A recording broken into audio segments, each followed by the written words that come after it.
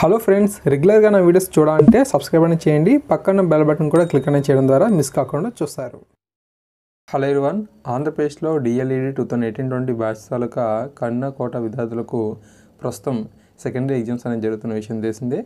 మరి చాలామంది మేనేజ్మెంట్ విద్యార్థులు ఈ యొక్క పరీక్షలకు అయితే హాజరు కాని పరిస్థితి కాబట్టి అతి త్వరలో మీకు కూడా ఎగ్జామ్స్ అనేవి జరుగుతాయి. కాబట్టి మరి మీతో పాటు చదివినటువంటి మీ మిత్రులకు ఎటువంటి ఎగ్జామ్ పేపర్ అనేది వచ్చింది అనే విషయం అనేది తెలుసుకోవాలని ఆసక్తి అయితే మీకు కూడా ఉంటుంది. సో అందుకని ఈ వీడియోలో ఈ ఇన్ఫర్మేషన్ అయితే ఇవ్వబోతున్నాను. సో ఒకసారి చూడండి ఎగ్జామ్ పేపర్ అనేది ఎలా ఉంది అనేది, ఓకేనా. సో ముందుగా మనం చూసినట్లయితే paper 1 education and contemporary Indian society Telugu version paper అన్నమాట. పార్ట్ ఏ, పార్ట్ బి అనేవి ఉంటాయి మనకు. సో ఈ వీడియోలో మీకు కేవలం పార్ట్ ఏ అనే మాత్రం అందించడం జరుగుతుంది. ఈ ఎగ్జామ్ పేపర్ మొత్తాన్ని 3 hours పాటు కంప్లీట్ అనేది చేయాల్సి ఉంటే సో పార్ట్ ఏకి 2.5 hours అయితే కేటాయించారు. పార్ట్ ఏ నందు 60 marks అన్న మనం అత్యధికంగా గెయిన్ చేయొచ్చు. Section A, section B, section సిగా మనకు 3 సెక్షన్స్ విడదీశారు. సో మొదట మనకు 50 ప్రశ్నలు అయితే ఉంటాయి. ఇందులో ఒక్కో ప్రశ్నకు 8 మార్కులు చొప్పున 324 చాయిస్ కూడా ఉంటుంది. మొదటి ప్రశ్న చూద్దాం. మన దేశంలో జరిగిన జైన విద్యా వ్యాప్తి గురించి రాయండి అన్నారు. లేదనుకుంటే సమాన విద్యా అవకాశాల కల్పనకు కొఠారి కమిషన్ చేసిన సూచనలు ఏవి? ఓకే, మన దేశంలో జరిగిన జైన విద్యా వ్యాప్తి గురించి రాయండి అంటున్నారు. లేదంటే సమాన విద్యా అవకాశాల కల్పనకు కొఠారి కమిషన్ చేసిన సూచనలు ఏవి? సో ఈ 2 ప్రశ్నల్లో మీకు ఏది బాగా వచ్చినట్లేదు అదే అటెంప్ట్ అనేది చేయండి, ఓకేనా. తర్వాత మానవ వనరుల అభివృద్ధిలో విద్య యొక్క పాత్ర ఎట్టిది? ఓకే, లేదనుకుంటే భారరహిత అభ్యసనం కోసం ఎస్పాల్ కమిటీ చేసిన సూచనలు ఏవి? ఓకే, మూడో ప్రశ్న ఆపరేషన్ బ్లాక్ బోర్డ్ పథకం గురించి వివరించండి.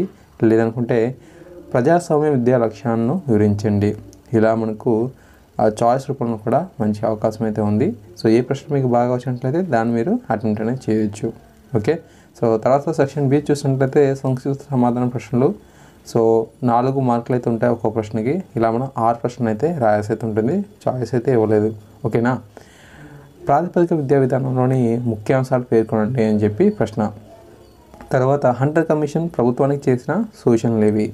తర్వాత ప్రభుత్వ పాఠశాల వల్ల కలిగే ప్రయోజనాలు ఏవి? ఓకేనా. సో ఇలా మనకు క్వశ్చన్స్ అయితే ఇచ్చారు. అండ్ తర్వాత క్వశ్చన్ చూస్తే కృత్యధార అభ్యసనం అంటే ఏమిటి?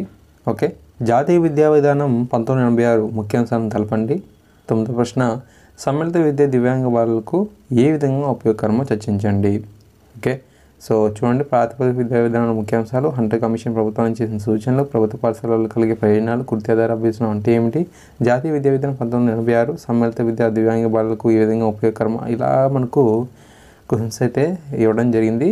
ఓకే, సో ఒక్కో ప్రశ్నకు 4 మార్కులు చొప్పున మనం 6 ప్రశ్నలకి అయితే అటెంప్ట్ చేయాలి సెక్షన్ బి నందు. మరి లాస్ట్ చూస్తే సెక్షన్ సి లఘు సమాధాన ప్రశ్నలు. ఇందులో కూడా మనం 6 ప్రశ్నలు అయితే సమాధానం ఇవ్వాల్సి అయితే ఉంటుంది. సో ఒక్కో ప్రశ్నకు 2 మార్కులు చొప్పున 6 12 మార్కులు మనం పొందొచ్చు. ఓకే, సో చంపారన్ సత్యాగ్రహం అంటే ఏమిటి? గోపాలకృష్ణ గోఖలే ప్రవేశపెట్టిన తీర్మానంలోని 3 ముఖ్యాంశాలు ఏవి? ఆంధ్రప్రదేశ్ ప్రాథమిక విద్యా పథకంలోని సూత్రాన్ని తెలుపుము. సరళీకరణ అంటే ఏమిటి? పిల్లల భాషాభివృద్ధి కార్యక్రమం సిఎల్ఐపి ముఖ్య ఉద్దేశం ఏమి?